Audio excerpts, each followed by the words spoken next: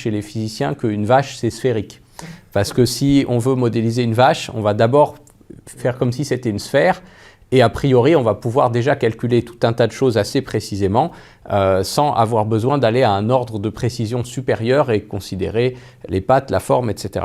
C'est un peu pareil, le point de vue du physicien sur le déplacement des poissons, ça va être de simplifier le problème, de le modéliser simplement, des forces, des énergies, etc. et d'arriver à comprendre comme ça certaines grandes lois unificatrices.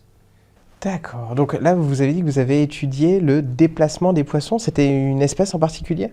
Justement, voilà, le point de vue biologique serait de se dire, on regarde vraiment une espèce en particulier. Le point de vue du physicien était plutôt d'essayer de trouver des lois générales, mais évidemment, on n'échappe pas à la diversité de la nature. Donc, comme c'était expérimental, il fallait qu'on étudie des espèces en particulier. On devait travailler sur plusieurs espèces. Des petits poissons d'aquarium comme le poisson zèbre.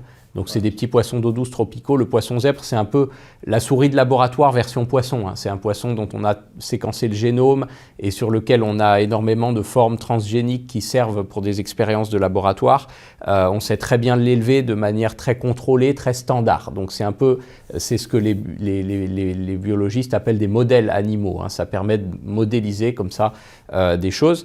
Là, on travaillait sur les poissons zèbres parce qu'ils étaient faciles à obtenir en aquarium, mais on a aussi travaillé sur des poissons de mer d'Amérique du Nord, du côté ouest de l'Amérique du Nord, qui s'appellent Cymatogaster aggregata, qui n'ont pas vraiment de nom en français. C'est une sorte de perche marine, ça ressemble un peu à une dorade grise. Qui avaient la particularité d'être vivipares, donc ils faisaient leurs petits tout cuits comme nous, quoi. Ça passait pas par des œufs et des larves, des embryons, parce que la plupart des poissons naissent dans des œufs tout petits et vont avoir toute une métamorphose. Là, le petit sortait, il faisait la moitié de la taille de l'adulte quasiment, et en fait, ça faisait que sur 2 générations, on avait vraiment des tailles très standards d'individus, et ça nous permettait d'étudier comment ils nagent ensemble en fait. Est-ce que la taille joue un rôle? Est-ce qu'ils se suivent? Les petits suivent les gros suivent les petits, etc.